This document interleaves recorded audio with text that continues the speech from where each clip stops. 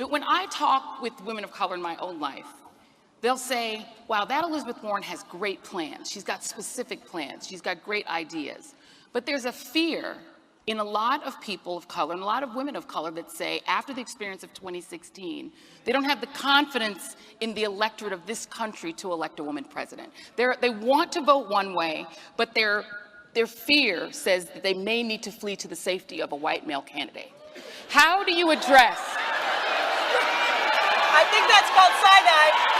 I'm just telling you, how do you address people who are not confident? They're not confident the country is willing to elect a woman. How do you address people who may be interested in voting for you, but may be afraid? So,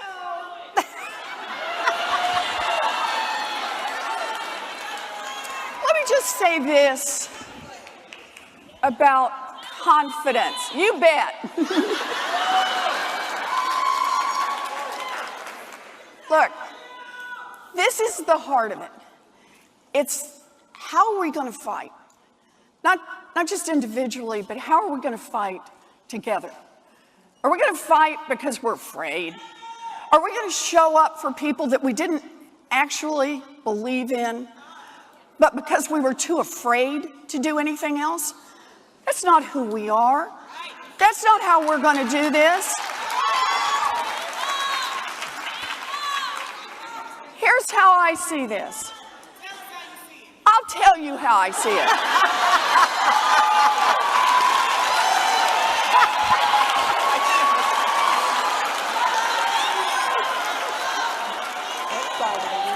We got a room full of people here who weren't given anything. We got a room full of people here who had to fight for what they believe in. We have a room full of people here who had to reach down deep, and no matter how hard it was, no matter how scary it looked, they found what they needed to find, and they brought it up, and they took care of the people they loved. They fought the fights they believe in. That's how they got into these seats today. You know, this is how I see it from where I sit. I was in middle school when it's just my mama and my daddy and me. The boys are gone.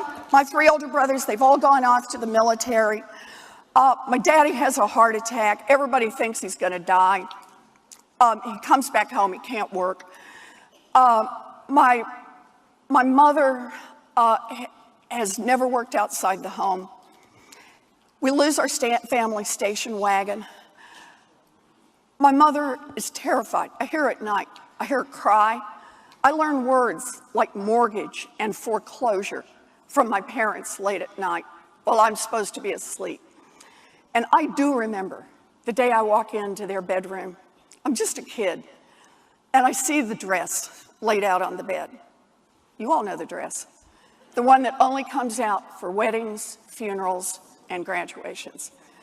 And my mother's standing there in her slip and her stocking feet, and she's crying, and she's pacing, and she's saying, "We will not lose this house. We will not lose this house.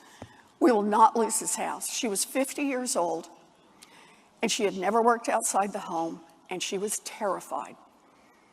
I watched her face while she looked at that dress, and she looked at me, and she looked back at that dress, and finally she reached over and she pulled that dress on.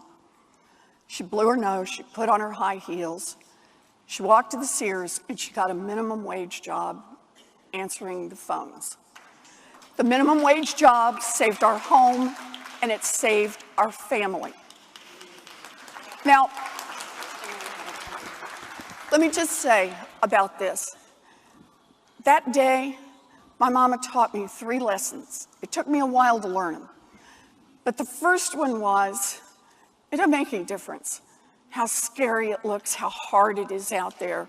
You reach down, you find what you have to find, you pull it up, and you take care of the people you love. I learned over time that wasn't just what my mama taught me. It's what millions of people across this country have taught their daughters and their sons through the years. You do what has to be done to take care of the people you love.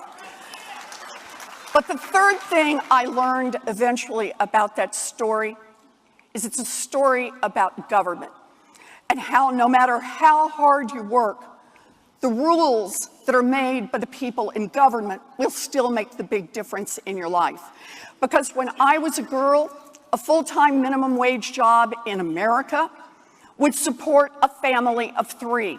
It would pay a mortgage, it would cover the utilities, and it would cover food. Today, a minimum wage job in America will not keep a mama and a baby out of poverty. That is wrong. It is worth fighting for, and it's why we're all going to stay in this. Senator Elizabeth Warren! Thank you.